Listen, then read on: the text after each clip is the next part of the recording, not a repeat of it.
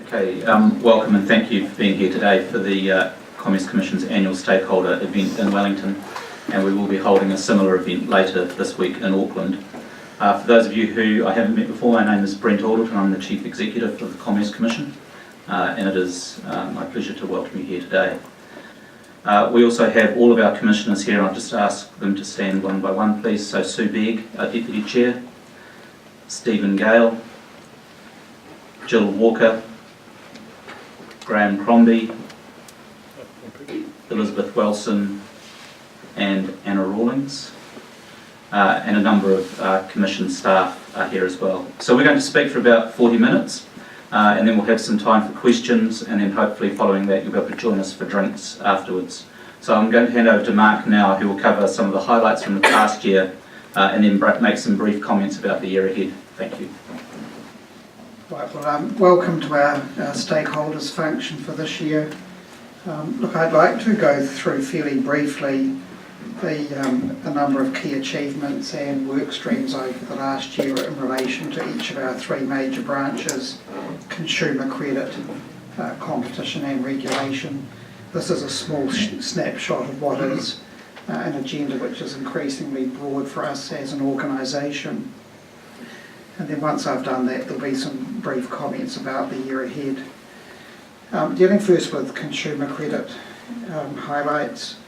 Once again, we've had a high litigation workload with 39 consumer and credit cases before the courts during the year. Across all cases, including also compensation, fines of $22 million were achieved and compensation of $1.5 million. Amongst those cases, we had one of the highest fines imposed under the Fair Trading Act against a director. In the top line case, the director was fined $122,000 and the company $405,000.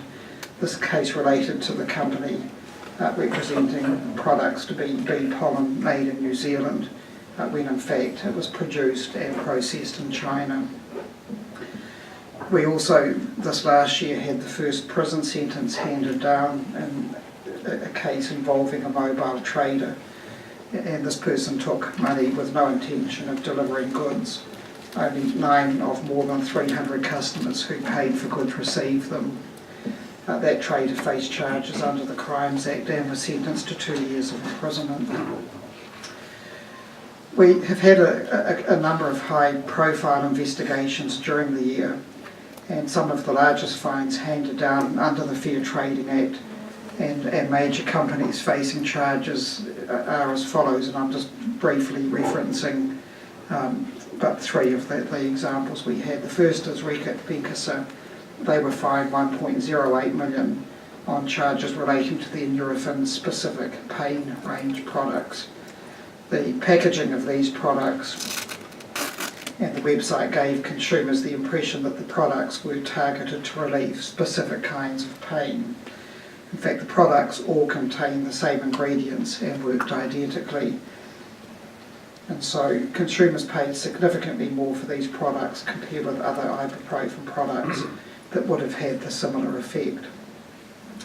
Bike Barn was fined $800,000 for using exaggerated discounting strategies that gave the impression consumers were purchasing bikes at significant markdowns on normal retail price. They were saying this is 50% off normal retail price, when in fact the discounted price was the usual selling price. Bike Barn also advertised clearance specials that created an impression that the discounts were available for a limited time only, when in fact the products were commonly available at the same price both before and after those advertising campaigns. The third and final example is in relation to steel mesh. Our investigation into the validity of claims made by a number of companies about 500E grade steel mesh resulted in us filing charges against 3 companies. 2 other companies received lower level investigation outcomes, and we have also made the decision to prosecute other companies in this sector. Turning to our advocacy work in this field, which has increased in volume and importance. Our work is as much about education as it is enforcement, and we have done a great deal of work in that area this last year. The second series of our It's All Good animations was released in June, and these focus on consumer issues such as extended warranties, mobile traders and door-to-door sales. The series has been well received, and the episodes have been viewed over 500,000 times already across a range of platforms. Our next step is to roll this out further in schools, and we are working with a teacher and working out how we can further penetrate the education in that sphere. Dealing with the credit fee guidelines, the Supreme Court's decision in the long-running Sports Zone MTF case has enabled us now to finalise our consumer credit fee guidelines. These guidelines set out the general principles that lenders should take into account, and they give examples of how these principles might apply in practice. They also give guidance on whether or not particular types of costs can be included in fees. It is important that we support the consumer advisory sector to both detect unlawful behaviour and to make well-substantiated reports to us. As part of this, we launched the Red Flags project in the last year, and this is a targeted reporting initiative and tool for the consumer advisory sector. There are 7 different red flags, such as, to give 2 examples, mobile traders and repossession. Each one has a 1-page summary of our concerns in the area and indicates how budget advisors can report problems they see to us. Complaints about pricing were the single biggest category of complaints received by the Commission in the last year. We have also observed that some retailers' marketing strategies place significant reliance on the use of price promotions to drive sales, and we are concerned that some retailers may be misleading consumers about the savings that they in fact offer. As part of a drive to improve trader compliance through education, we published an open letter to retailers highlighting pricing practices which might breach the law. We've offered guidance to them in the course of this as well. The letter went to several thousand retailers and was also accompanied by a tip sheet which we also set out in a range of other languages apart from English. We are pleased with the response to this, with a number of retailers taking steps to obtain information about the complaints we have received about them, and they have in so doing endeavoured to improve their compliance processes. Turning to the competition law work stream, we've had a very heavy year in relation to clearance and authorisation applications, particularly in the case of mergers and acquisitions.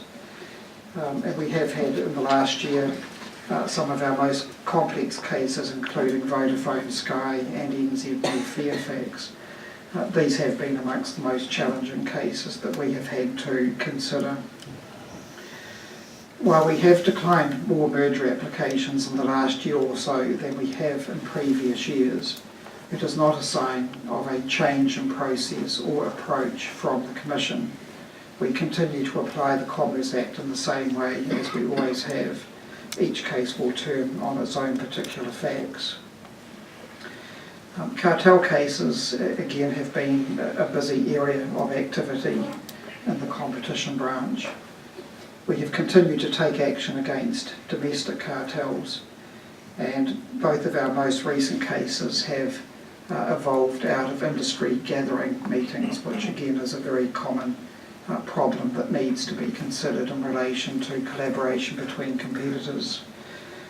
In the real estate case, we filed proceedings against 13 national and regional real estate agencies relating to price fixing and anti-competitive agreements.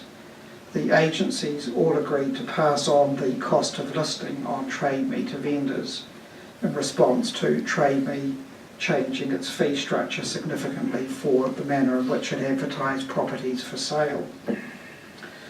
The fines imposed in this case to date total $19 million. The case has not yet concluded, as some defendants have elected to go to trial, and the hearing in question is to be held later this month.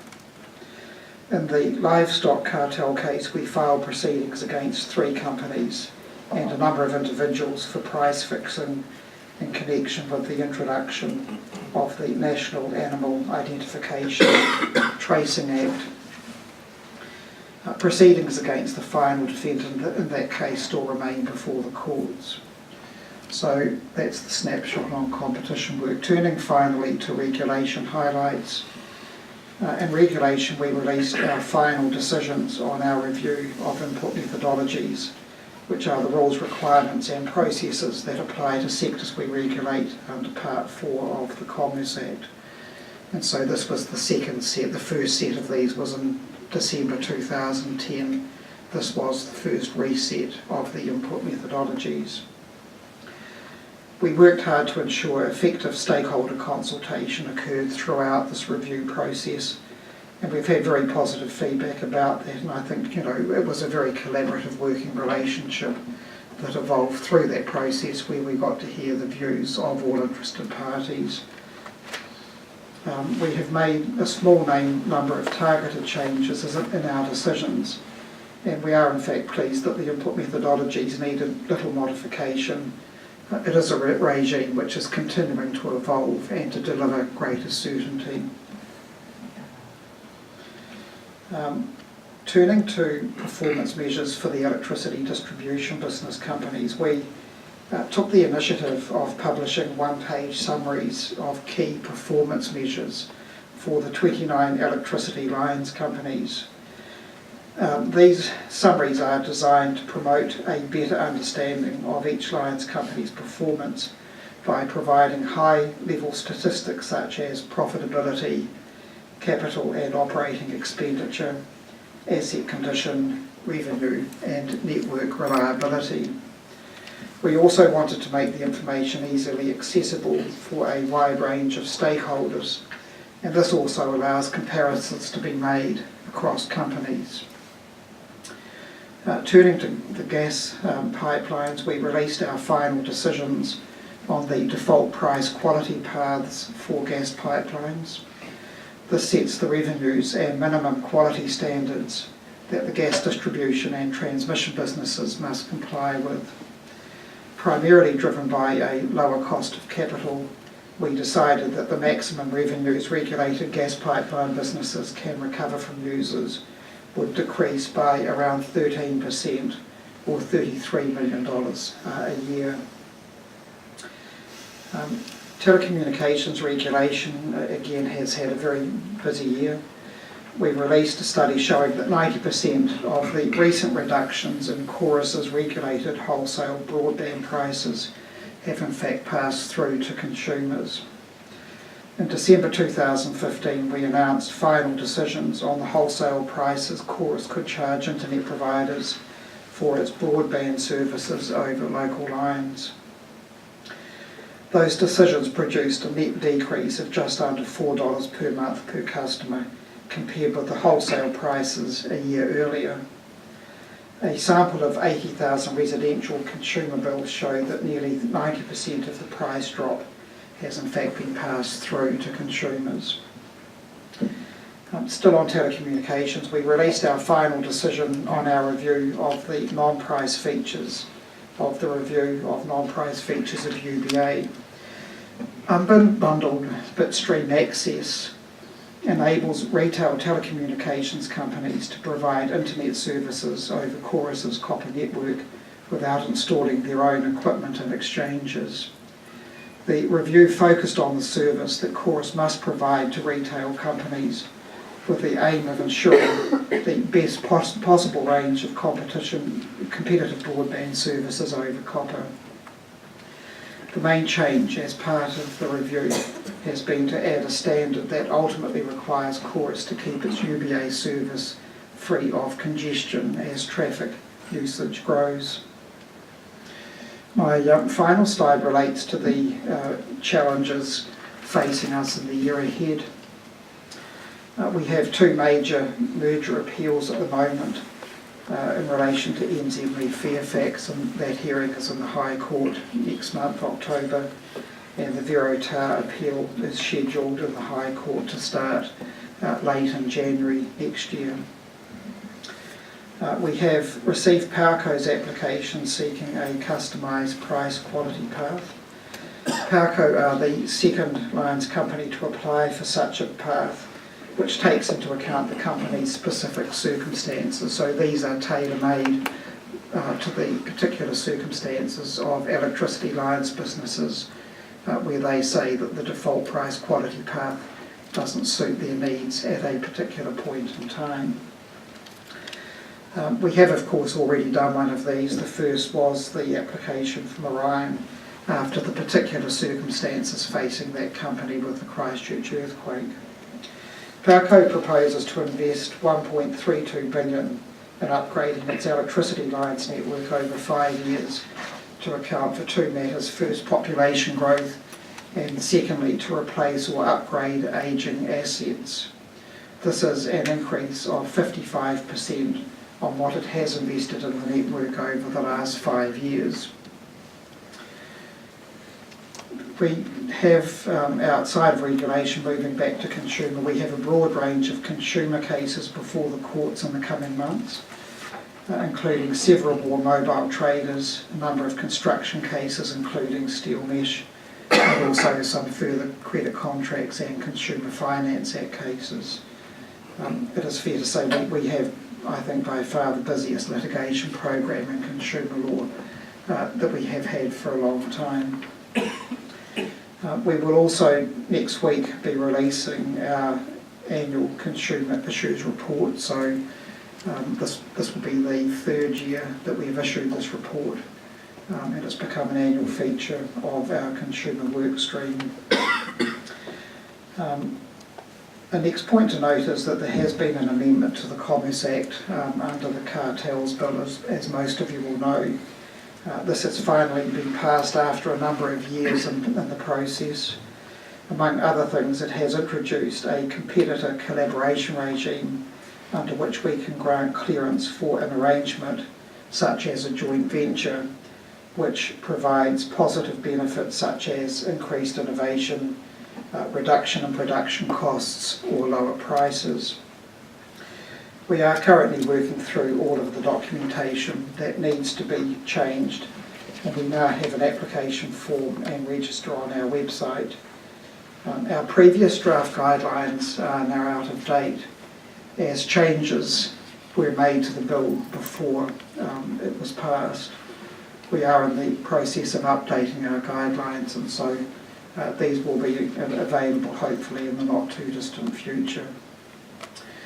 Finally, we're doing a website refresh. We are building a brand new website focusing on providing an improved experience for users, and it will include significantly a much improved search functionality.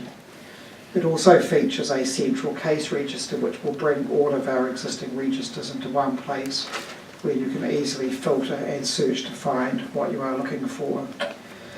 Now, we will do testing with stakeholders before we roll out this site, and if you would like to be involved in this, please get in touch with our communications team, which is Diana Price in the front row here. So we certainly want to make sure it's going to be user-friendly for you, and any feedback we can get will be most appreciated. So look, that's me in a word, and look, I'll sit down and pass it back to Brent. Thank you. Thanks, Mark. So what we're going to do now is talk about our priorities for this year, but I want to provide a little bit of context before we do that. In October last year, we launched our strategy for the next 5 years. You can see a summary of that in the triangle on this slide. And the strategy really is about three things. It's about making sure we understand what's going on in the market so that we can prioritise the areas causing the most harm and then act accordingly, effectively making sure that we seize the opportunities to have the greatest impact. The second thing is it's about making sure that our work is focused on protecting, informing and empowering consumers and businesses. And thirdly, it's about a focus on building trust with our stakeholders and making sure that we maintain a high capability organisation that delivers value for New Zealanders. So the strategy itself has informed our planning for this year, and most importantly it's allowed us to develop priority focus areas that we're committed to publishing annually. And the priorities document is available on our website if you haven't seen it. We released the priorities publicly for the first time at our conference in July this year. But in addition to the priorities that are listed, there are a number of priority areas that do endure. These are areas we will always regard as important because of their potential significant impact on consumers, businesses or markets in New Zealand. In the consumer arena, enduring priorities are areas such as those that involve significant harm to consumers or have the potential for significant harm or have a disproportionate impact on those affected. For example, we will always prioritise product safety investigations such as those into babies' cots or children's toys that we consider may not meet the safety standards. Similarly, construction continues to be a priority area for the Commission, given the significant harm that can result from misleading representations regarding compliance with building product standards. In our competition area, the enduring priorities are cartels and anti-competitive mergers and conduct because of the significance of the potential impact on markets and the economy. And then finally, in regulation, there are also a number of activities we will always focus on, including our ongoing obligations to monitor compliance with regulatory requirements. In line with the strategy, though, we need to make sure that we seize opportunities to have the greatest impact. And in that context, we've thought about our priority focus areas for the 17-18 year, and which you can see on the screen. And Nick and Antonia will talk about these in more detail, but I just thought it would be useful to give you some numerical context for this. So like most organisations, we have finite resources, and so we have to make decisions on how to make the best use of those resources. For example, last year we received 7,500 complaints, and of course it isn't possible for us to investigate all of those. And even when you remove those that aren't a matter for the Commission or do not raise any concerns under the legislation we enforce, we're still left with many more that we could not investigate. So last year we investigated 404 complaints, or where there were 404 investigations, across all of the acts that we enforce. So those investigations of course involved a varying level of complexity and resources and resulted in a variety of outcomes, many of which you'd have seen in the media. But they represent only a fraction of the complaints we receive. So we have a screening and prioritisation process that reflects our strategy to help us decide which matters to investigate. As Mark said, there are a number of other actions that we take alongside our enforcement actions. So these are areas, this is the advocacy work and education that we do, and initiatives like the open pricing letter that Mark referred to earlier. So this is part of our inform and empower leg of the strategy. And within this, we're also utilising a variety of tools, including video and infographics, to reach target audiences. Mark also talked about the 2 animated video series that we put out, It's All Good. We've put those out over the last couple of years. Now these series were targeted at groups in the community that the Commission's guidance in the past hasn't been particularly well suited to. Similarly, we're trying to use infographics to better describe complex industries or transactions to assist consumers and businesses to better understand our decisions and proposals. So you will see more of that sort of activity from us. So that's just a little bit of context, and I'd like to hand over to Antonia and Nick now to talk in slightly more detail about the Commission's priorities for this year. Thanks, Brent. Starting off with the competition area, in addition to our enduring merger and cartel priorities, which Brent mentioned, we have a significant litigation workload upcoming in the next half year, and that's our priority for the immediate future. We'll be defending our merger decisions relating to New Zealand news and personal home insurance markets in the High Court, both key decisions relating to markets that affect all New Zealanders. In the litigation side, we'll also be working on the final real estate case, which is upcoming this month, and expect our livestock case to conclude in this financial year. Off the back of those cases, we'll be reviewing our guidance and advocacy materials on cartel conduct and also updating them to take account of recent legislative changes, which included the introduction of the collaborative conduct regime. And as Brent mentioned, we're looking to utilise a range of materials to help traders understand their obligations in this area.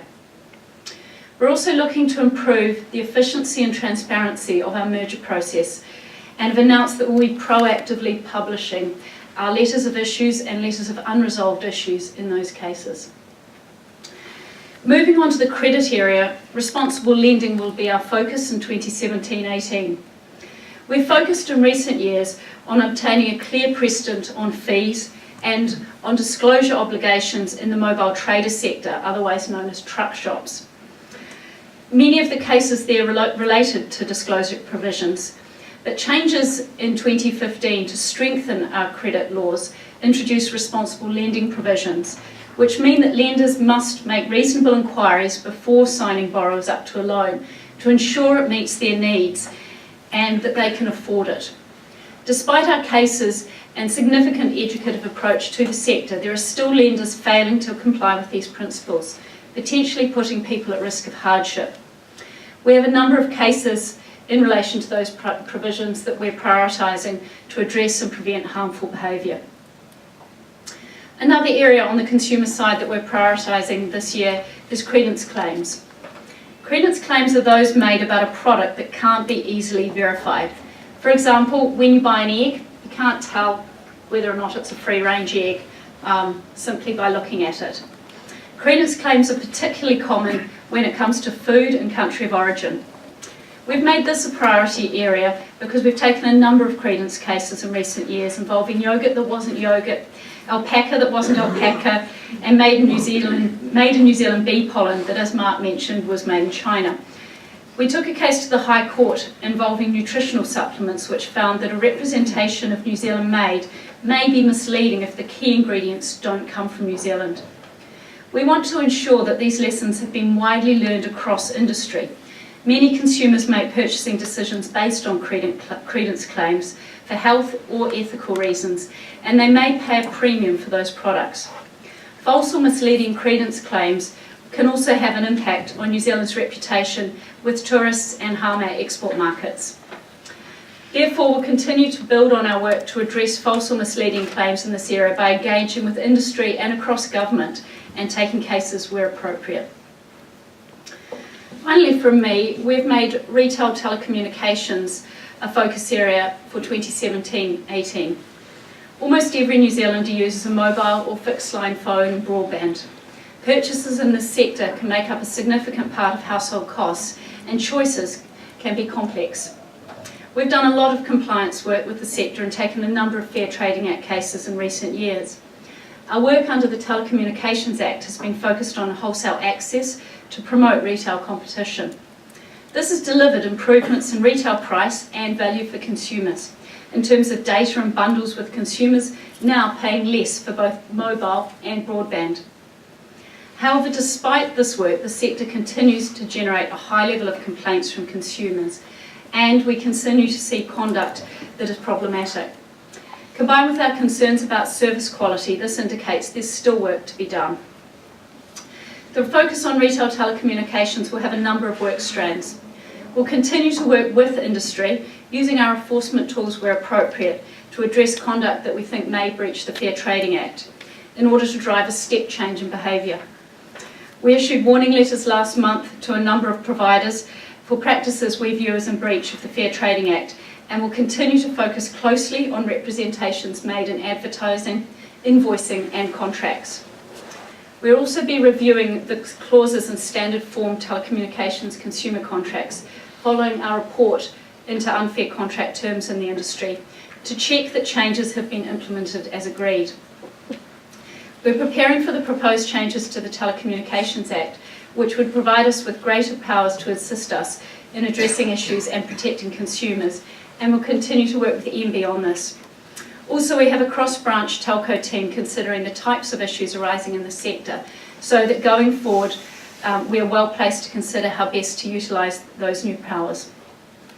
We'll continue to consider how we can assist consumers in making complex decisions in the sector, and an example of that type of consumer outreach is our recent infographic regarding purchasing broadband. And finally, we're procuring a provider to measure broadband service performance. This information will help consumers and industry compare performance of different technologies used to provide broadband services. As a result of this work, we look forward to increased consumer confidence with the sector in future years. And I'll hand over to Nick to talk further about telecommunications. Thanks, Antonia. I'll now briefly summarise a few of our highest priorities in the regulation area, in addition to supporting our work on telecommunications retail. So the first priority I'd like to talk about is supporting the telecommunications legislative review. As you may be aware, the bill has had its first reading in Parliament and has been referred to Select Committee. In addition to the new consumer provisions that Antonia just spoke about, a lot of the bill deals with putting in place a new regime for the regulation of fixed fibre services by 2020. Obviously, New Zealand is making a significant investment in fibre, and it's really important this sort of critical national infrastructure is the subject of appropriate and fit-for-purpose regulation that not only protects consumers, but also provides the appropriate level of certainty and predictability for investors. We're already planning for this piece of work, including forming a new team. We have the benefit of being able to draw from expertise from both our telco team as well as the people that work on energy and airports who have significant experience with a similar regime under Part 4. This work is going to be led by Vanessa Howe, who was previously a principal counsel in the legal team. Vanessa is very experienced in both telecommunications issues, Part 4, and she's also worked in the competition area. So in terms of the next steps, we think it's quite prudent to actually start planning for this work, even though it's not been into law yet. And a key component of that will be talking to stakeholders to share our plans and thinking, and also get some feedback from you guys about what you're thinking about our approach and how we could deal with some of the key issues. So please feel free to contact Vanessa directly if you'd like to speak about this. She's also here today. Stick out if you haven't met her, I can introduce you. Otherwise, just grab her for a drink afterwards and put some curly questions her way. Not for me at the end of the speech. The second priority I'd like to talk about is focus on increasing our understanding of the performance of regulated businesses. This is essential to us being able to perform our job. We need to understand how these businesses are performing and how effective our regulation is in incentivising that performance. For 17-18, we'll be focusing on network investment by the electricity distribution businesses. There's a number of reasons we're choosing to focus on the investment for the EDBs. The first of all is just the importance of investment. And by investment, we basically mean the sort of act of good asset management. It's in the long-term interest of consumers that these businesses are good asset stewards, and that's something we want to look further into. We've also reached a point in the maturity of the regime where it's the right time to be looking at this. Initially, we've spent a lot of time and focus putting the upfront rules and processes in place. And more recently, we've been setting price paths where we've been setting revenue consistent with costs in order to incentivise the right behaviour, but also limit the ability for these companies to earn excessive profits. So now the next obvious thing to look at is what consumers are getting for what they're paying for in terms of the service, which is very much linked to the quality of the asset management that's going on. There's also a number of high-profile data points out there in regard to investment. As we heard earlier from Mark, Powerco's customised price quality path, indicating increase in expenditure of upwards of 55% compared to historic levels. So it does beg the question, are there other distribution businesses out there that have similar increases looming? There's also been a number of breaches of the price quality path, including from Vector and also Aurora, that also made the headlines in terms of their performance based on some concerns about their asset management and safety.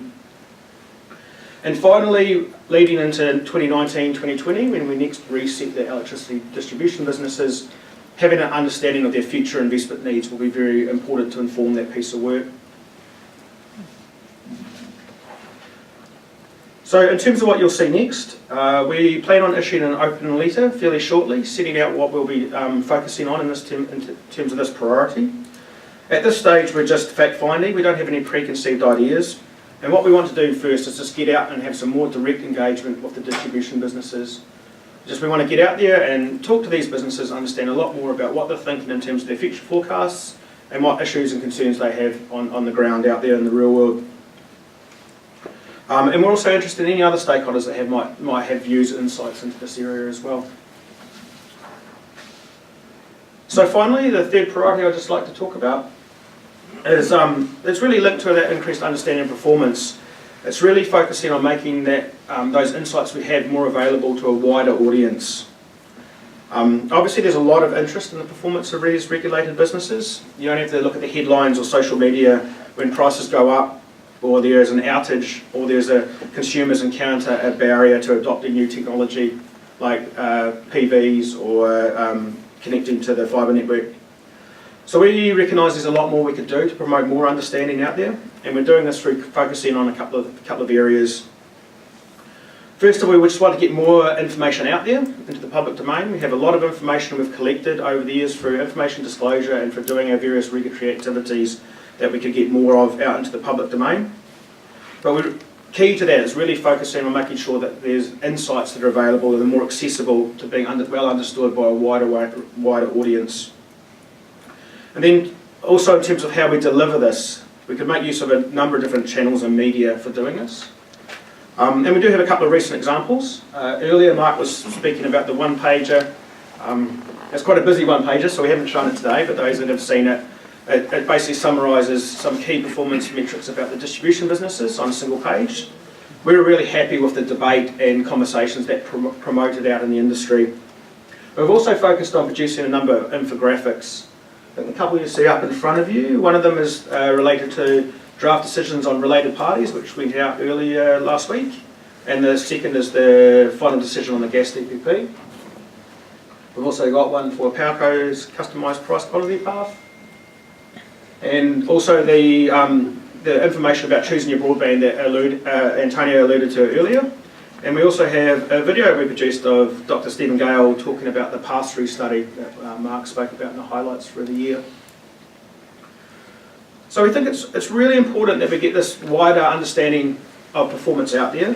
I think it's important that good performance is recognised and best practice is shared, but it's also important that poor performance is acknowledged and we create the incentives for the poor performers to improve their performance. This is an area we're pretty excited about. It's doing things a bit different, and it's really consistent with the triangle that Brent put up earlier about ensuring that New Zealanders are better off through creating the right incentives on these regulated businesses to improve their performance. Thank you very much for attending today. Really appreciate the opportunity to be able to explain to you a little bit about what we've been doing, more importantly what we've got coming up.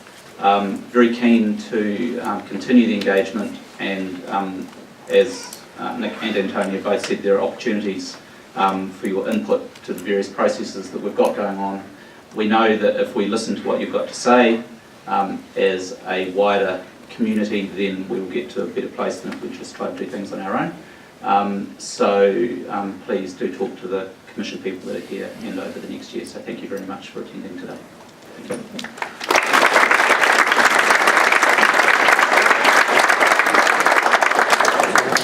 you.